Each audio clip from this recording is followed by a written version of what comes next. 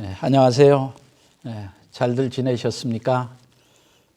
참 우리가 교회에서 예배 못 드리니까 좀 숨이 막히고 답답하시죠? 저도 그렇습니다. 그래도 어떡합니까? 이번 주에도 우리가 잘 견뎌내고 슬기롭게 지혜롭게 이 어려운 때를 우리가 극복해내는 그런 성도님들이 되시기를 바랍니다. 여러분은 어떻습니까? 지난주에 예배 후에 좀 말씀을 같이 나눠보셨어요? 이번 주에도 지난주처럼 그렇게 말씀을 나눠보면 참 좋겠다 그런 생각이 듭니다. 그래서 오늘도 지난주에 이어서 기록된 성서 잠언서 31장 지난주 그 뒷부분을 같이 좀 생각을 해보려고 합니다. 오늘도 우리 성경을 좀 펴십시다. 잠언서 31장 오늘은 10절부터 31절까지인데 22절이나 되는 긴 구절입니다. 그래도 우리가 같이 읽겠습니다. 10절부터 31절까지 같이 우리가 합독을 해서 읽습니다. 누가 현숙한 여인을 찾아 얻겠느냐? 그의 값은 진주보다 더하니라. 그런 자의 남편의 마음은 그를 믿나니 산업이 핍절하지 아니하겠으며 그런 자는 살아있는 동안에 그의 남편에게 선을 행하고 악을 행하지 아니하느니라.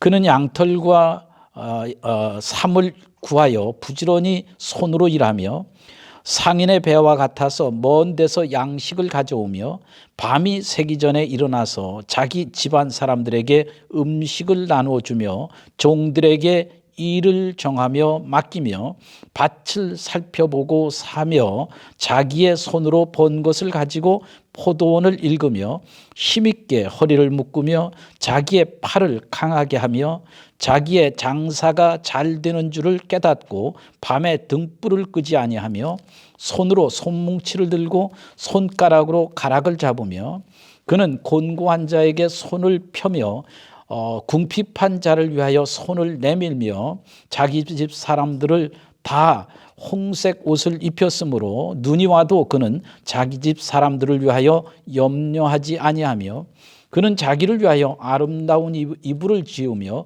세마포와 자색 옷을 입으며 그의 남편은 그 땅의 장로들과 함께 성문에 앉으며 사람들의 인정을 받으며 그는 배로 옷을 지어 팔며 띠를 만들어 상인들에게 맡기며 능력과 존귀로 옷을 삼고 후의를 웃으며 입을 열어 지혜로 베풀며 그의 혀로 인내의 법을 말하며 자기의 집안 일을 보살피고 게을리 얻는 양식을 먹지 아니하나니 그의 자식들은 일어나 감사하며 그의 남편은 칭찬하기를 덕행 있는 여자가 많으나 그대는 모든 여자보다 뛰어나다 하느니라. 고운 것도 거짓되고 아름다운 것도 헛되나 오직 여호와를 경외하는 여자는 칭찬을 받을 것이라.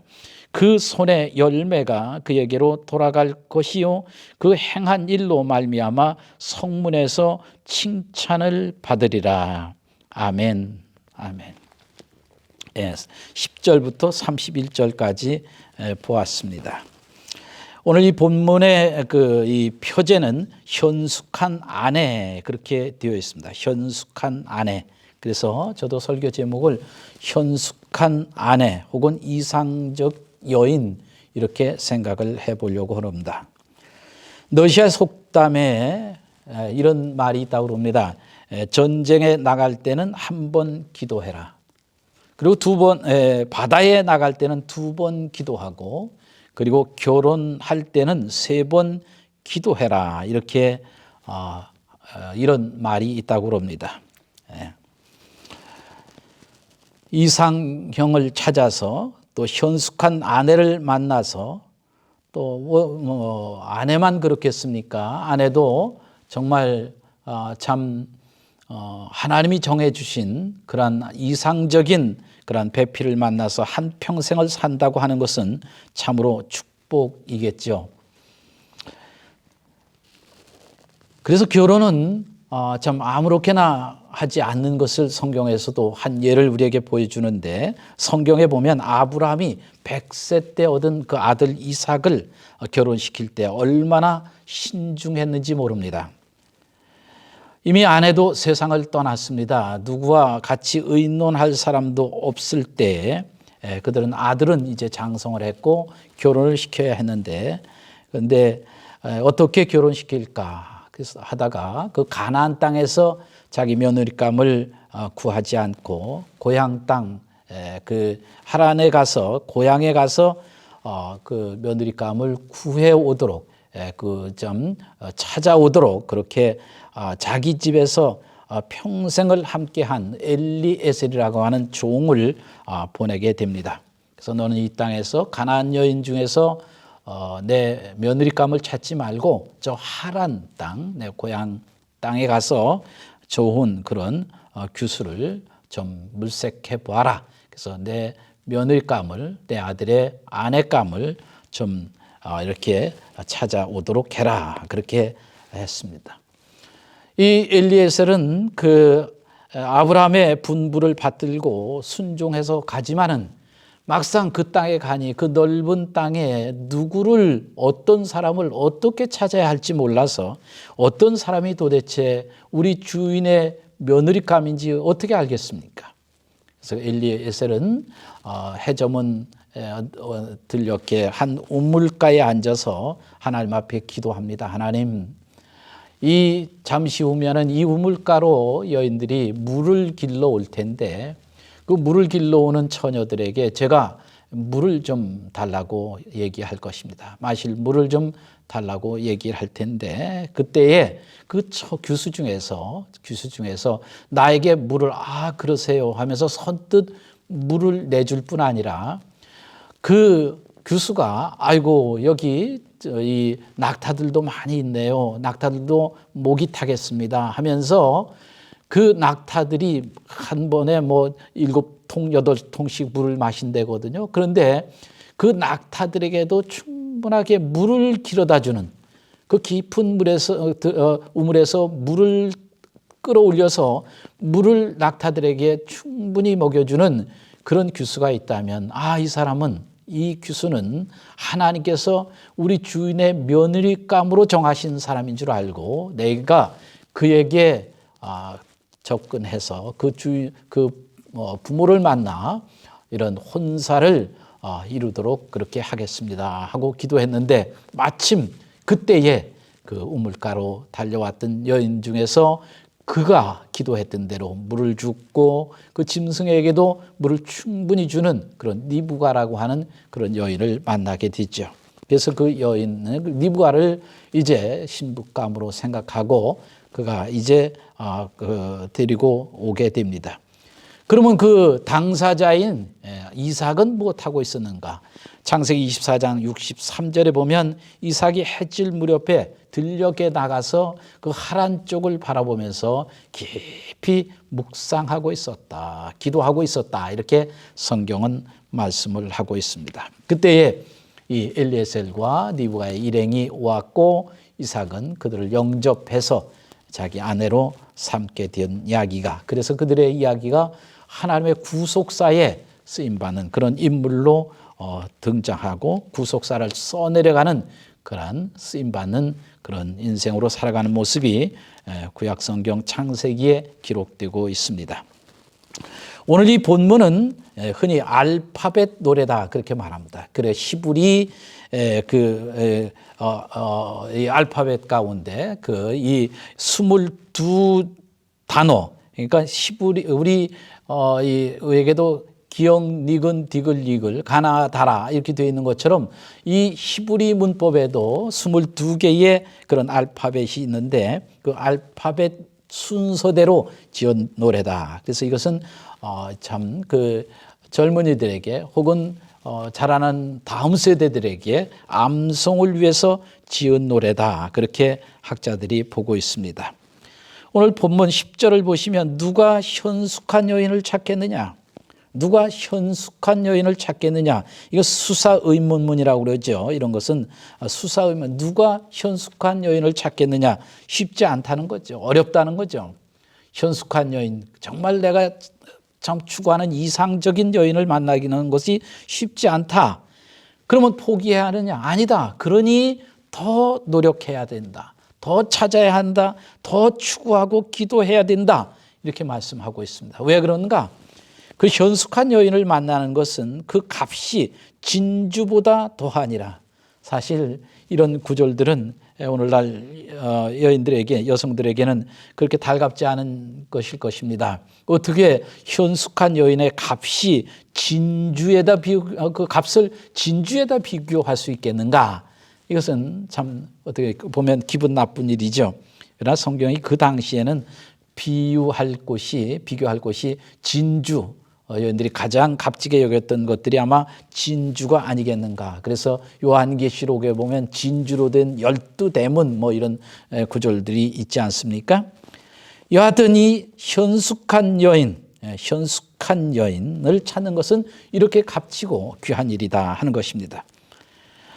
현숙이라는 말은 지혜의 여인을 은유한 그런 비유죠.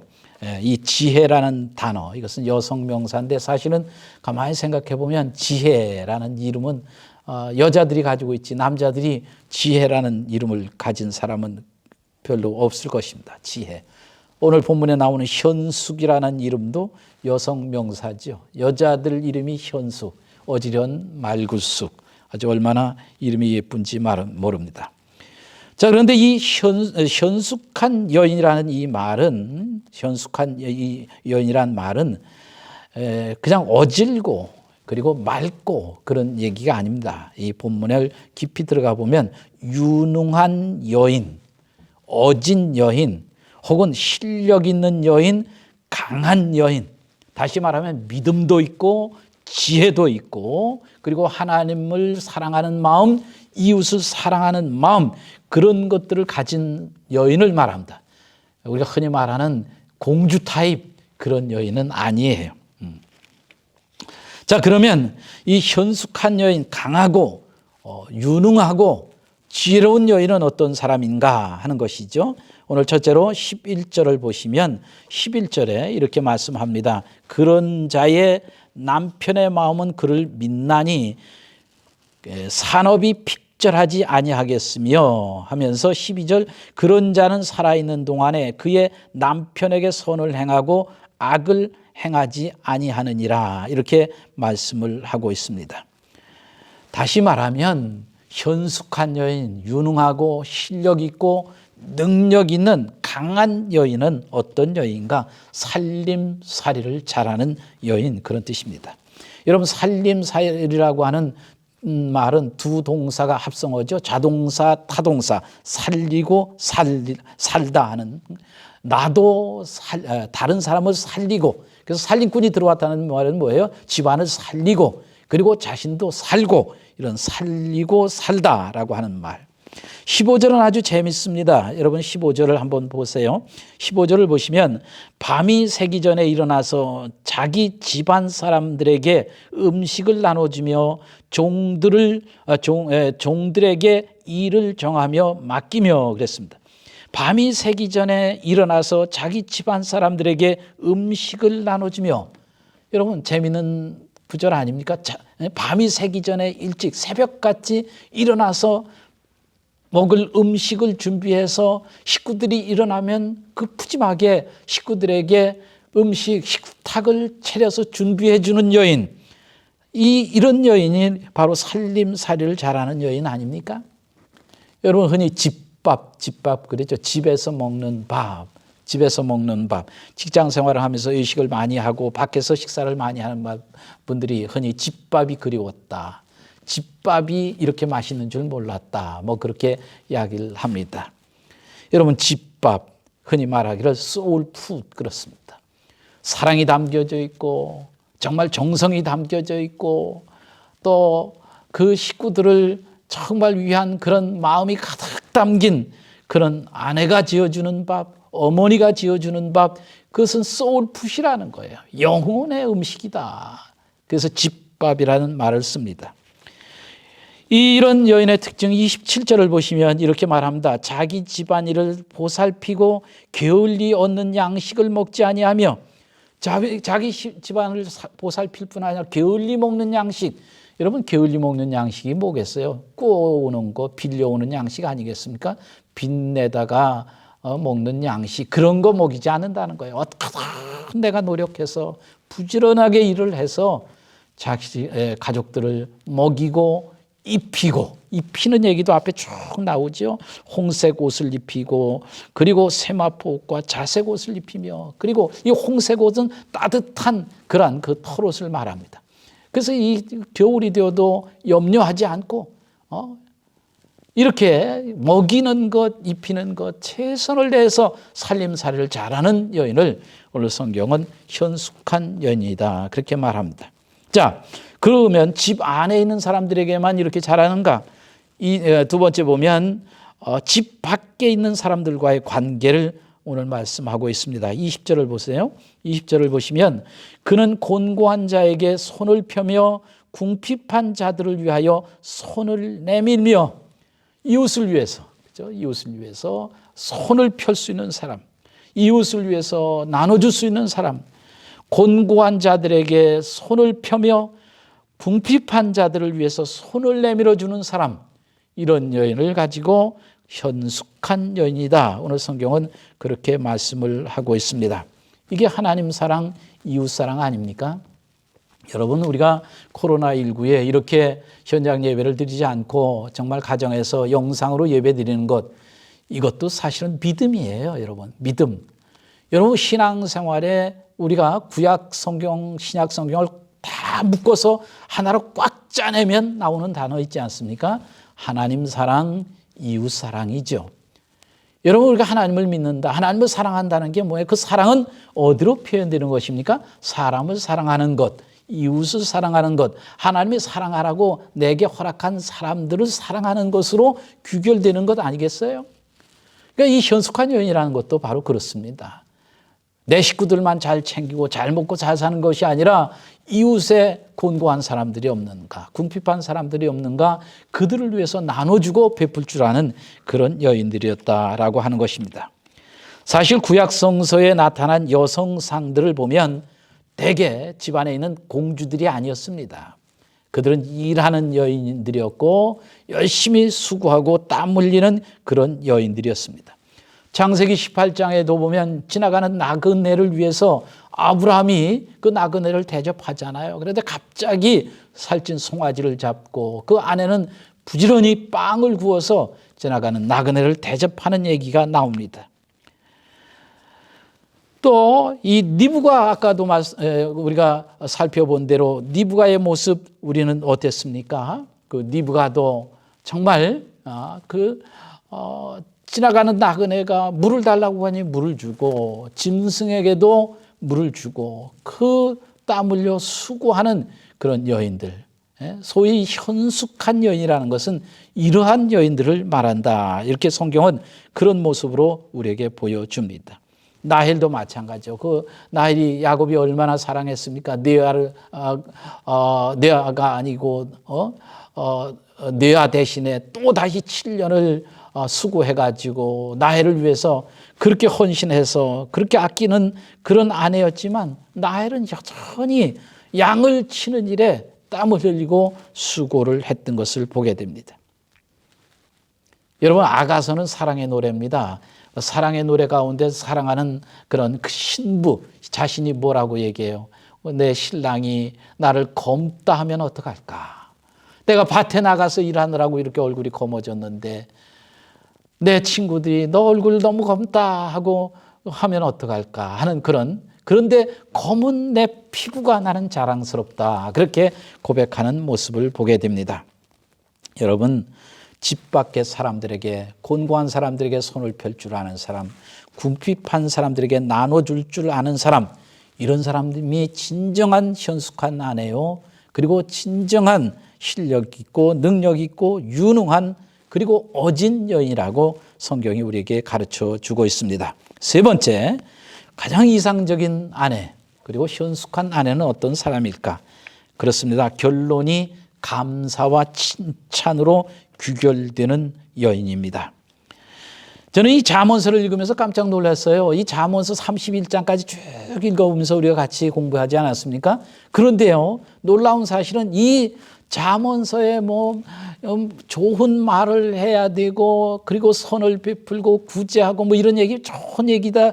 그야말로 윤리적이고 도덕적인 얘기도 얼마나 많이 있습니까? 그런데 잠언서 31장까지 나오면 동안에 한 번도 감사라는 말이 등장을 하지 않아요. 감사라는 단어가 등장을 하지 않습니다. 그런데 오늘 이 본문에 보면 28절에 감사라는 말이 딱 한 번 등장을 합니다. 28절에 보면 그의 자식들이 일어나 감사하며, 여러분, 성공적인 인생을 산 어머니는요, 자식들에게 감사의 대상이 돼야 돼요. 어머니, 나의 어머니가 되신 건 너무 감사합니다. 어머니의 자식으로 태어난 게 너무 감사합니다. 어머니가 있어서 내가 있었습니다. 자식들 앞에 감사로 칭송되는 어머니. 그런가 하면 남편은 뭐라고 얘기합니까?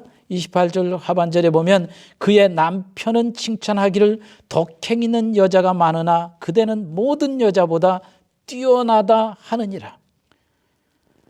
참 자식들이 감사하고 남편이 칭찬하는 그런 여인, 인생을 아름답게 살았잖아요. 성경은 이런 여인을 일컬어서 이렇게 현숙한 여인이다, 그렇게 말씀을 하고 있습니다.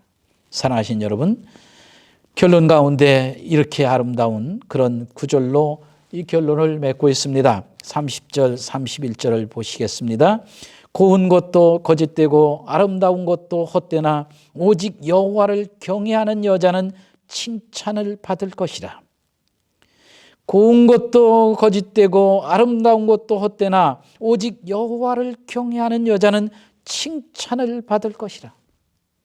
다 헛되되 고운 것, 아름다운 것 다 거짓되고 헛되지만 영원한 것이 있는데 여호와를 경외하는 여자, 이 아름다운 현숙한, 이 유능하고 이 실력 있고 경건하고 어진 모습은 어디에서 나왔는가? 결론적으로 여호와를 경외하는 삶에서 나온다. 오늘 성경은 그렇게 강조하고 있습니다. 칭찬을 받으리라. 여러분, 어떤 칭찬이 가장 아름다운 칭찬일까요? 이 성경의 잠언서의 현숙한 여인 말고 또 한 곳에서 현숙한 여인이라고 표현된 곳이 있죠. 눕기에 있습니다. 눕기에 보면 눕기에 룻을 향해서 보아스가 칭찬을 하지요. 내가 많은 젊은 사람들 따라가지 않고 오늘 나에게 왔구나. 내가 익히 너의 소문을 잘 안다. 내가 저 모압 땅에서 그 아무 소망 없는 나오미, 시어머니 나오미를 따라서, 그리고 하나님을 바짝 붙잡고 이 고국으로 돌아온 이 너에 대한 익히 소문은 내가 잘 안다. 그러면서 이 룻을 칭찬하기를 현숙한 여인이라고 칭찬을 했습니다. 여러분, 우리가 잘 아는 대로 영적으로 이 보아스는 예수 그리스도를 상징하는 것 아닙니까? 이 룻에게 기업을 물려줄 그런 사람으로 우리는 성경이 가르쳐주고 있지 않습니까? 우리에게 영원한 기업을 물려주실 예수 그리스도, 그분을 상징하는 것이죠. 여러분, 자식에게도 칭찬 들어야 합니다. 남편에게도 칭찬 들어야 합니다. 많은 이웃들에게도 칭송을 들어야 합니다. 그러나 마지막 때, 마지막 예수님 오실 때, 초림하신 예수님은 초림 때는 인자에 온 것은 죄인을 찾아서 구원하려 함이라고 말씀하셨지만, 재림하시는 예수님은 신부를 찾아오시지 않습니까? 그래서 열처녀 비유에서 등만 가지고 있는 어리석은 5처녀가 아니라 등과 기름을 가지고 있는 슬기로운 5처녀가 신랑 되시는 예수님을 우리가 영접한다고 말씀하고 있지 않습니까? 그런 의미에서 마지막 때 우리의 신부 되시는 주님이 오셔서 우리를 바라보시고 어떠실까요? 어떻게 말씀하실까요? 수고했다고, 기다려줘서 고맙다고, 우리 눈에서 눈물을 닦아주시고 우리 이마에서 땀을 씻어주시면서 거룩한 나의 신부야, 사랑스러운 나의 신부야, 이렇게 칭찬한 날들이 그리워지지 않습니까? 사랑하신 여러분, 이 현숙한 여인에게 마지막 결론은 이렇게 맺습니다. 31절, 그 손의 열매가 그에게로 돌아갈 것이요 그 행한 일로 말미암아 성문에서 칭찬을 받으리라. 성문에서 칭찬을 받으리라. 그렇습니다.